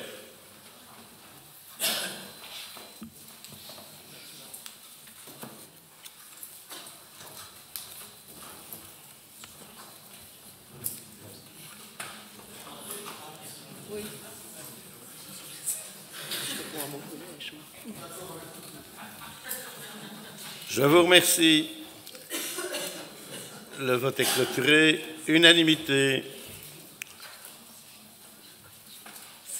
Le point 13, relevé trimestriel des travaux adjugés à un montant inférieur à 144 000 € hors TVA pour la période du 1er au 30 avril 2025 et pour un montant inférieur à 150 000 € hors TVA pour la période du 1er mai au 30 juin. C'est votre rapporteur de la 5e commission qui a examiné ce document et que j'invite son rapporteur, M. Grégory Benvenia, à la tribune. Merci, Monsieur le Président. Chers collègues, pour le document 25-26-021, un membre relève dans le tableau l'attribution d'un marché pour l'installation du Wi-Fi dans l'établissement scolaire IPS Serein et demande si ce travail fait partie du marché de câblage informatique des systèmes Wi-Fi dans divers établissements provinciaux présentés au Conseil le 25 septembre dernier. Il lui est répondu par la négative. Ce marché est un marché spécifique lancé précédemment en fonction des besoins de l'établissement, tandis que celui du 25 septembre portait sur l'approbation du nouveau marché global pour plusieurs établissements provinciaux. Je vous remercie pour votre écoute. Je vous remercie, monsieur le conseiller. Quelqu'un souhaite-t-il intervenir? Pas d'intervention. Je clôt la discussion générale. Il s'agit ici d'une prise de connaissance. Il n'y a donc pas lieu de voter. Le Conseil prend connaissance de la dite résolution. Je vois, André, que tu avais déjà préparé. Le point 14 de l'ordre du jour concernant l'acquisition de matériel informatique et d'accessoires destinés à équiper divers établissements provinciaux de l'enseignement a été examiné par votre 5e commission. J'invite le rapporteur, Mme Muriel Fresnel, à la tribune pour nous faire part de son rapport.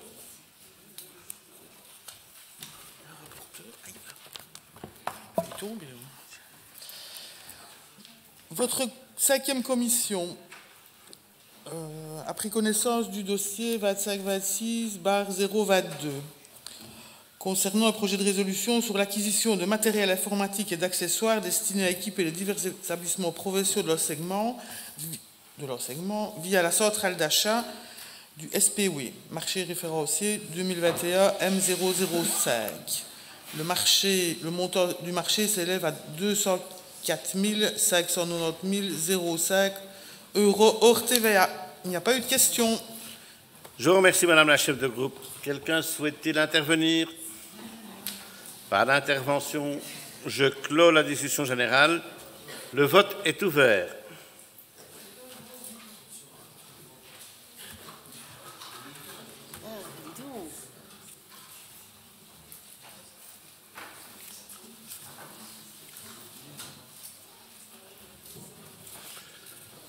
Le vote est clôturé. Unanimité. Le point 15 de notre ordre du jour concerne un marché public de fournitures relatif à l'acquisition de l'aménagement et l'aménagement d'un bibliobus pour les besoins de la bibliothèque itinérante du département de la lecture publique. Ce document a également été soumis à l'examen de la 5e commission. J'invite donc son rapporteur, M. Thomas Challon, à la tribune. Merci, Monsieur le Président. Chers collègues, donc la 5e commission a examiné ce dossier qui concerne d'organiser la procédure négociée directe avec publication préalable pour l'acquisition d'un bibliobus pour un montant de, je l'avais vu, voilà, 193 000 € TVA comprise. Il n'y a pas eu d'intervention. Je vous remercie, monsieur le chef de groupe. Quelqu'un souhaite-t-il intervenir? Pas d'intervention. Je clôt la discussion générale. Le vote est ouvert.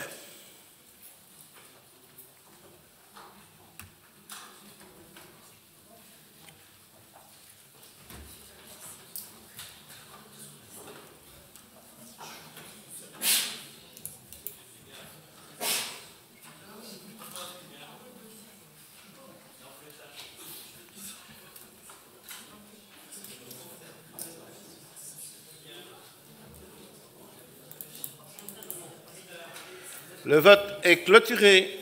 Une personne n'a pas voté. Unanimité. Madame Mediani n'a pas voté. Alors, avant d'entamer nos travaux relatifs aux documents budgétaires, je tiens à vous rappeler que la date du dépôt des amendements budgétaires est fixée à aujourd'hui. Ceux-ci seront examinés en séance plénière du Conseil dans un délai de 3 mois, suivant l'approbation par la tutelle du budget. Tout amendement doit être déposé par écrit et signé par son auteur. L'ouverture des dossiers relatifs aux documents budgétaires 2025-2026, y compris la note de politique générale. Pour faciliter la suite de nos travaux, je vous propose de regrouper les points 16 à 26 de l'ordre du jour actualisé, à savoir le document 01, budget provincial 2025, 3e série de modifications. Les documents 02 à 09, perception des taxes provinciales pour les exercices 2026 à 2030. Le document 010, projet de budget des recettes et dépenses provinciales pour l'année 2026. Le document 011, emprunt de couverture des dépenses extraordinaires, première série. Ces 11 documents ont été soumis à l'examen de la 5e commission. Pour les documents 25, 26, 01, 010 et 011, j'invite le rapporteur, M. Marc Capa, à la tribune pour nous faire part de son rapport.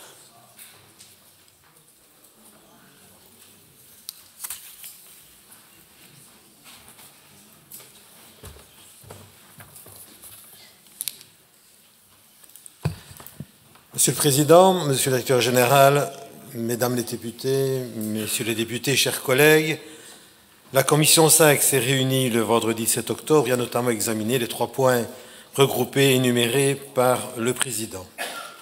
Un premier point, le document 25-26-01 relatif à la modification budgétaire numéro 3 du budget provincial 2025 n'a pas fait l'objet de remarques.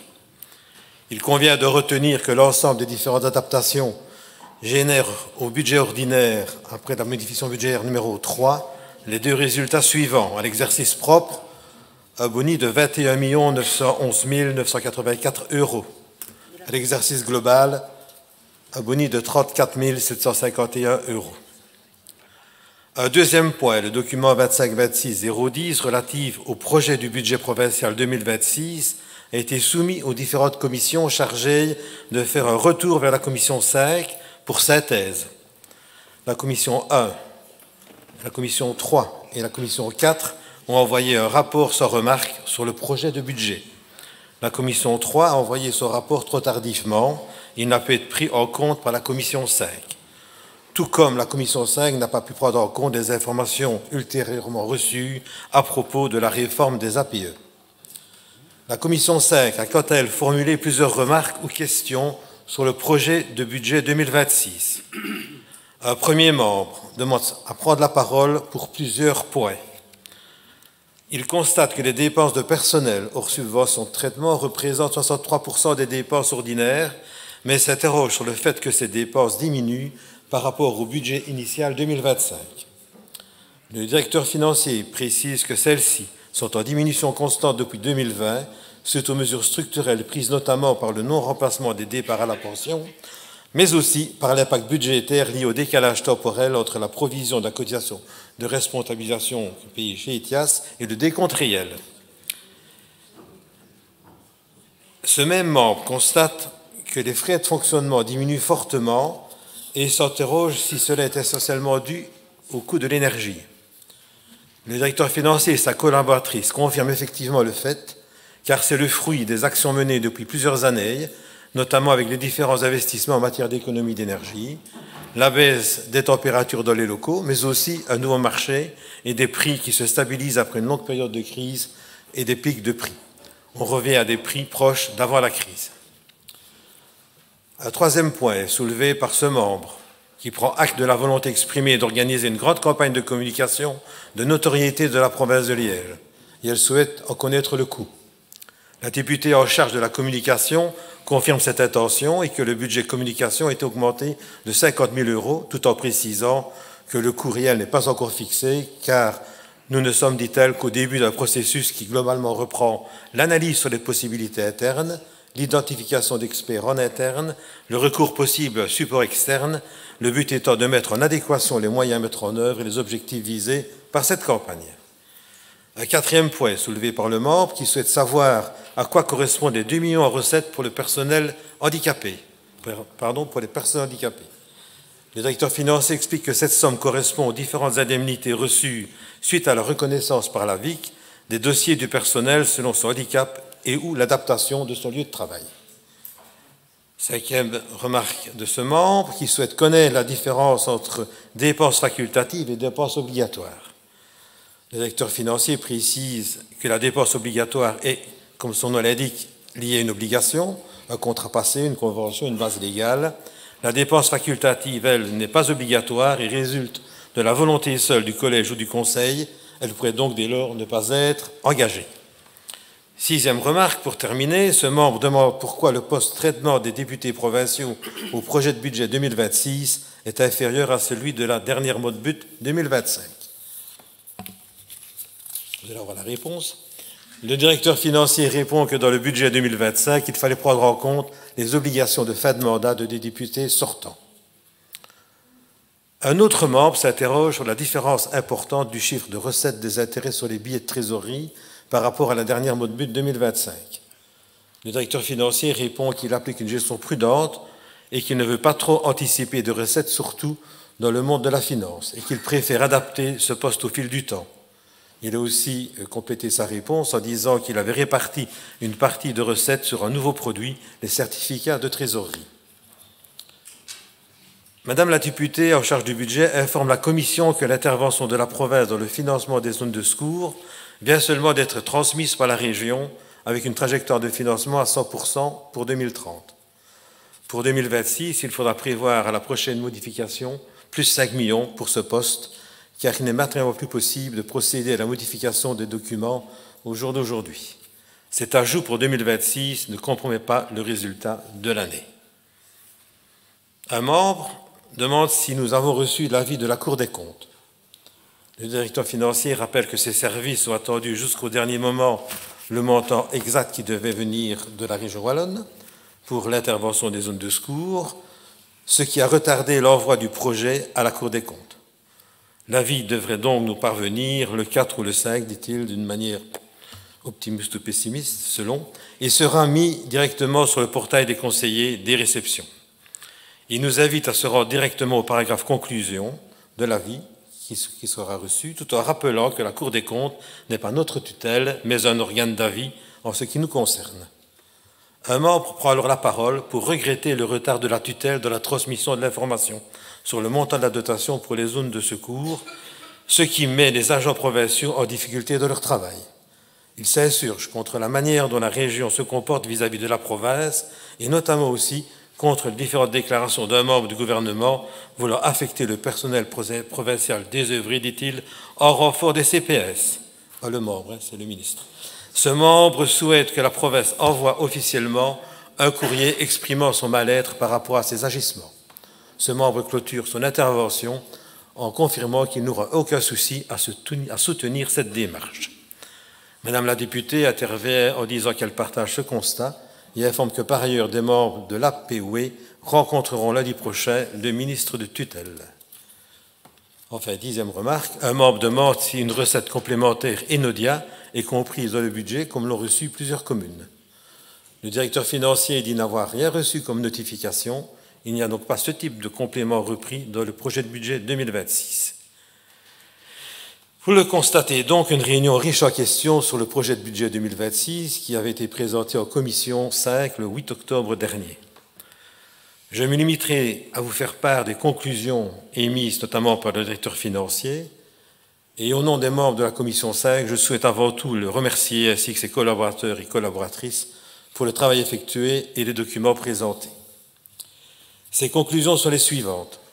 Une augmentation mécanique de recettes soit un montant de plus 28 603 677 €, soit une augmentation de 5,4%.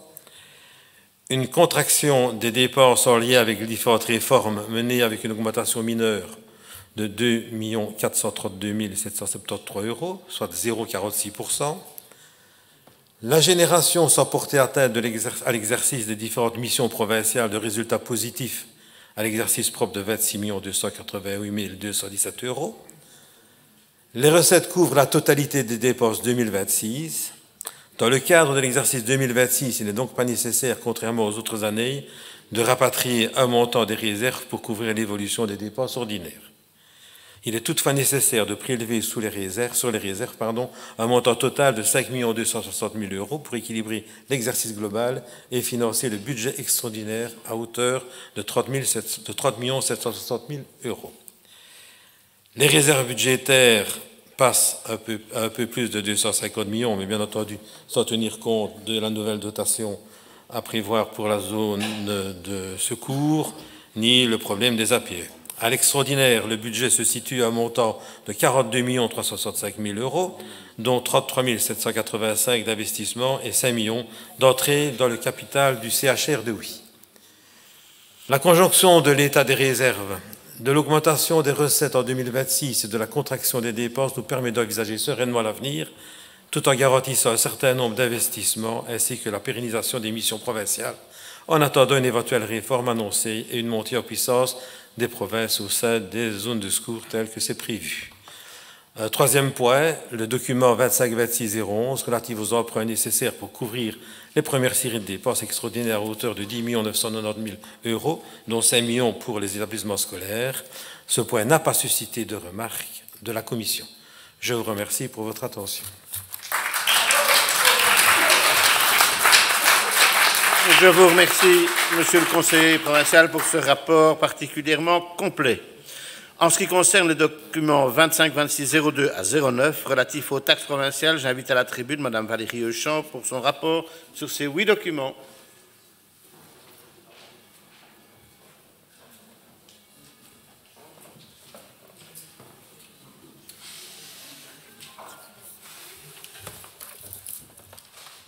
La 5e commission s'est donc réunie le 17 octobre pour examiner les documents relatifs aux taxes. Ces documents sont des règlements qui concernent le règlement général relatif à la perception des taxes provinciales, le document 002.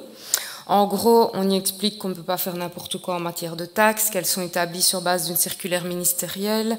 On y parle de l'exigibilité des taxes, de la formation des rôles, des réclamations, etc. Le règlement relatif à la taxe sur les dépôts de mitraille et de véhicules hors d'usage, c'est le document 003. Le règlement relatif à la taxe sur les véhicules isolés hors d'usage, document 004. Le règlement relatif à la taxe sur les établissements bancaires, document 005. Le règlement relatif à la taxe sur les permis et licences de chasse, document 006. Le règlement relatif à la taxe sur les établissements dangereux, insalubres et incommodes, ainsi que sur les établissements soumis au décret relatif au permis d'environnement, document 007. Le règlement relatif à l'exonération en faveur d'activités industrielles nouvelles, document 008, et la résolution fixant le taux des centimes additionnels au précompte immobilier, document 009. Les montants de ces taxes restent inchangés. Une commissaire a posé une question plus générale sur les taxes. Elle souhaite que la 5e commission procède à l'examen de chacune des taxes afin de vérifier ce qu'elles rapportent, combien coûte le recouvrement, si elle est toujours bien en phase avec l'époque dans laquelle on vit. Il y a peut-être des taxes à supprimer, d'autres à créer dans le respect de ce que nous autorise la tutelle. Le directeur financier lui répond qu'il se trouve davantage dans une dynamique d'équité, c'est-à-dire celle de recouvrer les montants dus, même s'ils sont dérisoires, que le Hainaut a créé 2 nouvelles taxes, mais que ce n'est pas la volonté de la province de Liège qui ne souhaite pas toucher à la fiscalité. En ce qui concerne le rendement des taxes, il peut communiquer les différents chiffres. Il dit qu'effectivement, certaines taxes datent d'un certain temps et qu'on pourrait faire un état des lieux. Le directeur financier précise qu'en ce qui concerne les centimes additionnels au précompte immobilier, la province de Liège a le taux médian, ce qui signifie que 2 provinces ont des taux plus bas, Namur et Brabant-Wallon, et 2 provinces ont des taux plus hauts, Luxembourg et Hainaut. Il n'y a pas eu d'autres questions sur ces documents. Je vous remercie, Madame la conseillère provinciale. J'ouvre la discussion générale. Je rappelle que toutes les questions et amendements doivent être posés aujourd'hui. Je prends note des intervenants qui souhaitent intervenir. Monsieur Jaunet. Freinet. Muriel.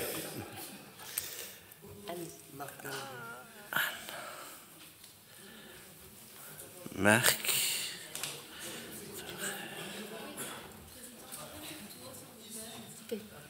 Anne, je l'ai noté. D'autres intervenants? Marc.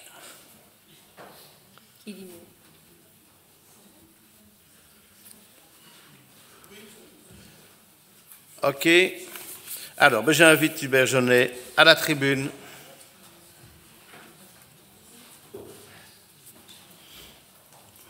Je vous rappelle que si c'est un amendement budgétaire, vous devez remettre un document signé au service du Conseil.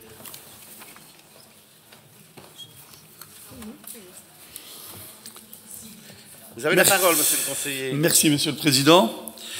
Mesdames et Messieurs les députés provinciaux, Madame, chers collègues, ma question s'intégrera dans le cadre des discussions que nous avons lors de cette session budgétaire 2026 et à la suite des informations déjà communiquées par les différentes commissions. Comme vous ne pouvez l'ignorer, un des enjeux majeurs futurs de l'institution provinciale sera d'intégrer dans les années qui viennent l'augmentation de la prise en charge par la province des dotations communales dans le financement des zones de secours. En tant qu'ancien bourgmestre, je vous assure que la sécurité civile est une préoccupation majeure du quotidien. Or, dans le cadre de la préparation du budget 2026, il nous revient qu'il a été très compliqué d'obtenir par la région wallonne les informations nécessaires et indispensables à la préparation de celui-ci. Alors que nous attendons chaque année vers le mois de mai-juin la circulaire budgétaire pierre angulaire de la préparation des documents budgétaires, puisqu'elle vient encadrer légalement et communiquer l'évolution en plus et en moins de toutes les informations financières pour l'année qui vient. Sans ces informations, impossible de préparer un budget dans le respect des préceptes budgétaires.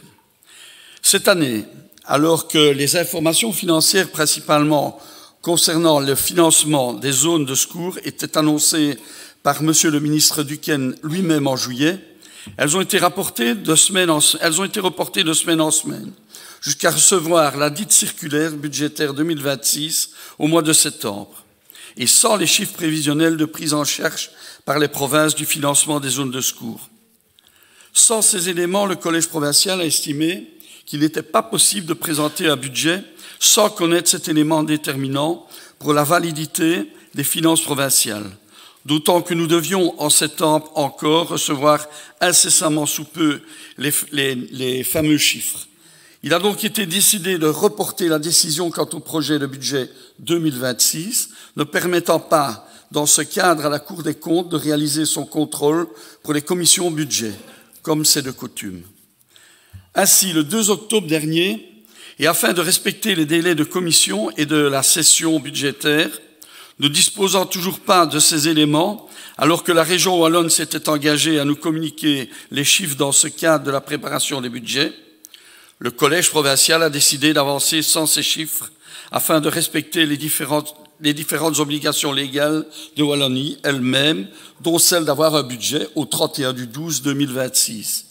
C'est donc comme communiqué par le directeur financier, le montant, la prise en charge de 2025 qui se trouve au budget 2026, à l'impossible n'est tenu. Mais miracle, si je puis dire, quelques jours après le 10 octobre dernier, après la présentation en commission du budget du 8 octobre, la province de Liège a reçu un courrier, assez laconique par ailleurs, nous communiquant l'augmentation annuelle de la prise en charge, soit, comme communiqué lors de la seconde 5e commission, un montant de 5 108 034,23 pour 2026. Il sera ensuite de 10 359 093,42 pour 2027, de 17 610 458,81 pour 2028, de 28 740 268,78 en 2029, et enfin en 2039 de 39 166 077,29 en 2030. Les documents ayant déjà été présentés en commission et envoyés à la Cour des comptes, il n'a pas été possible de modifier les documents qui vous sont soumis ce jour. Cette augmentation sera donc prévue en première modification budgétaire 2026, ce qui a fatalement des conséquences majeures pour les zones de secours qui ne peuvent, lors de l'élaboration de leur propre budget 2026, prévoir une recette nouvelle, alors que nous n'avons pas prévu de dépenses ad hoc par manque d'information. On peut considérer un manque de respect assez important de la Wallonie quant à ces différents éléments, tant pour l'administration que pour l'institution en elle-même. D'autant qu'à ce jour, nous ne savons toujours pas à quel montant de base s'additionne ce montant complémentaire de 5 108 034,23 et nous ne connaissons pas non plus, malgré les différents contacts initiés vers la Wallonie, la répartition de celui-ci auprès des 5 zones. J'en reviens à mes questions, monsieur le député provincial. Pourriez-vous confirmer à notre Conseil que ce sont bien les montants prévisionnels de la prise en charge provinciale du financement des zones de secours pour les prochaines années? La deuxième, que ces montants sont figés afin de permettre à notre institution d'envisager la détermination d'une forme de prévisionnabilité financière. Nous informer si ce montant s'additionne au montant de la dotation de base 2025 ou alors au montant de la dotation 2025 et du budget complémentaire 2025. Nous communiquer la répartition de ce montant auprès des différentes zones de secours. Peut-être m'informer également de la problématique concernant la zone 1 et leur demande de reconsidération de la méthode de calcul de la répartition des montants entre zones. Aussi, et ce n'est pas une question, si vous pouviez relayer nos différentes considérations auprès du ministre sur la nécessité de respecter davantage notre institution. Merci. Merci, monsieur le conseiller. Madame Freinet.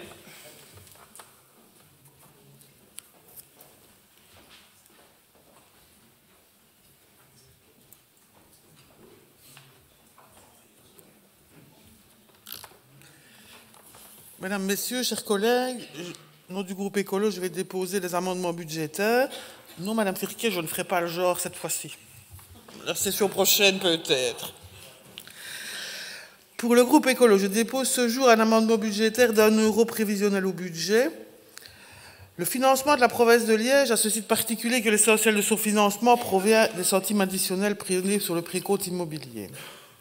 Le précompte immobilier ne touche que les propriétaires d'un bien immobilier et donc c'est sur leurs seules épaules que repose l'essentiel du fonctionnement provincial. Depuis 2013, contrairement à la circulaire wallonne qui propose 1500 centimes additionnels, la province de Liège, via sa majorité provinciale PS-MR engagée, continue à porter ce chiffre à 1750.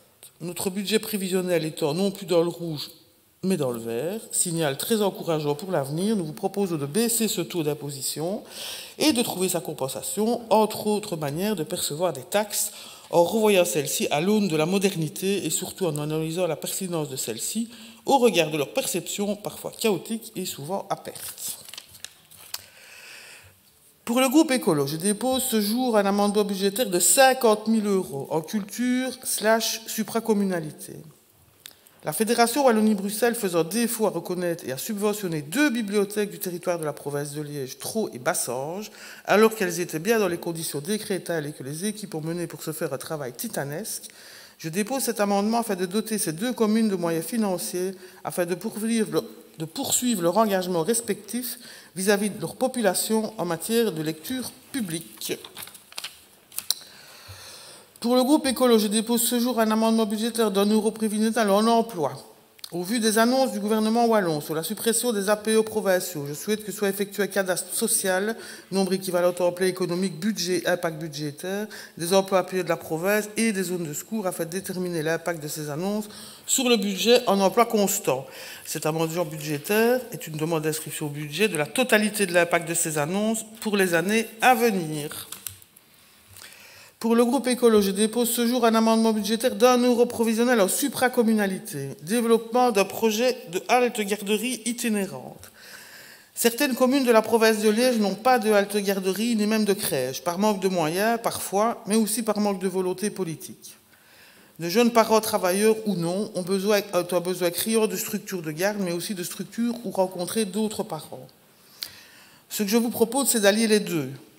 En un, avec l'apport d'un service tournant sur plusieurs communes, une fois par semaine, dans des lieux prêtés par les communes. Le service viendrait avec tout le matériel ad hoc et le personnel encadrant professionnel. Il pourrait s'agir, par exemple, de stagiaires de notre école de périculture avec des professeurs encadrants, une forme de stage, par exemple. Ce genre de service existe en France. J'ai eu l'occasion d'en voir fonctionner 2, un en ville qui tournait dans les quartiers et un à la campagne qui tournait sur plusieurs villages un peu reculés. J'ai trouvé cette initiative intéressante et je souhaitais vous la faire partager. Merci. Merci, Madame la conseillère. Si vous savez remettre... Parfait. Madame Zinen.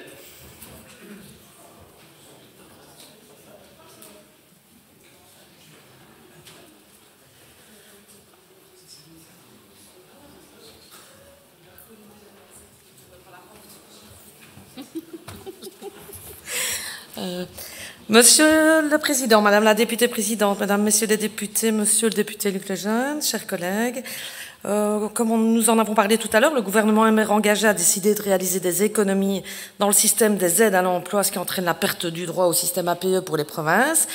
À Liège, nous comptons donc 143 travailleurs APE qui occupent des postes au sein de la province ou, surtout, sont détachés dans des structures paraprovinciales.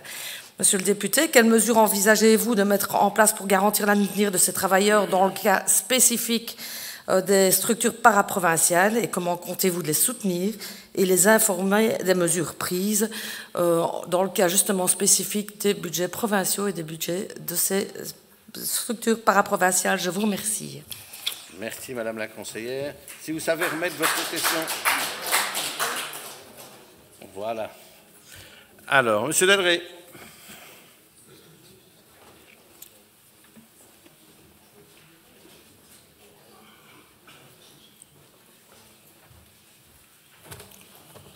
Merci, Mesdames et Messieurs. Le groupe PTB souhaite introduire une demande d'amendement budgétaire afin de couvrir les frais de photocopieuse des enseignants de la province, en ce compris à la HEPL. En effet, il nous revient de sources diverses que la consigne a été donnée aux professeurs de recourir au service du centre d'impression de Flémal pour la reproduction de tous leurs documents. Ce qui paraît rationnel quand il s'agit de confectionner un syllabus en début de quadrimestre, l'est beaucoup moins si cette politique en matière de reprographie s'étend à tous les documents, même s'ils sont en très petit nombre et quelle que soit leur vocation. Tous les profs, même les mieux organisés, le savent. Ils peuvent toujours avoir besoin d'une photocopieuse, pas seulement en période d'examen. Souvent, il s'agit d'un document à réaliser en un seul exemplaire, en vue de sa mise en ligne à l'attention des étudiants. Parfois, c'est urgent.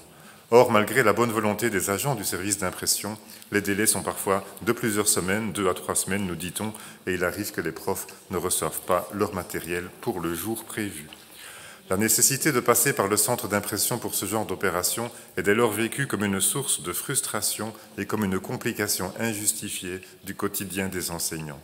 Leurs réactions sont diverses. Certains sont parvenus à obtenir les codes d'accès de la photocopieuse du service qu'ils utilisent alors officieusement. D'autres sont contraints de se rendre sur des sites extérieurs à leur école et de réaliser leurs copies à leurs frais, au prix surtout de pertes de temps considérables. D'autres encore se résignent de guerre lasse à ne pas produire les documents dont ils auraient besoin, et tant pis pour les élèves ou les étudiants. Ce dossier peut paraître trivial car le montant à prévoir ne devrait pas être très élevé, mais la question est exemplaire parce qu'elle est révélatrice des dysfonctionnements qui peuvent être engendrés par une rationalisation excessive, voire absurde. On voit bien aussi que la notion de simplification administrative peut servir d'euphémisme pour désigner une politique de constriction budgétaire et se traduire in fine par une véritable complication du vécu des agents concernés. Nous demandons dès lors l'ajout d'un euro provisionnel au budget 2026 visant à permettre le financement de la réalisation par les professeurs des photocopies dont ils ont besoin. Nous vous remercions pour votre bonne attention et pour le suivi que vous voudrez bien réserver à cette demande. Merci, Monsieur le conseiller. Monsieur Mainry.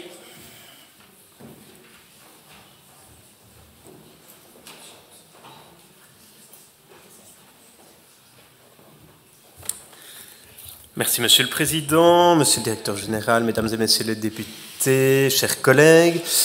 2 petits amendements budgétaires pour discuter un peu la prochaine fois, mais pour montrer que ce budget, il y a moyen de l'améliorer, notamment en termes de recettes, augmenter les recettes si possible, et en termes de dépenses, tenter de les diminuer quand on peut. Et il y a clairement un travail à faire, et nous voulions, en tant que groupe écolo, vous montrer que de l'argent, on peut aller en trouver pour le recentrer sur les choses essentielles. Je commence par une augmentation des recettes. Dans son budget 2026, la province prévoit des recettes s'élevant à 133 000 € grâce à une taxe sur les agences bancaires. C'est l'article budgétaire dont je vous épargne le numéro.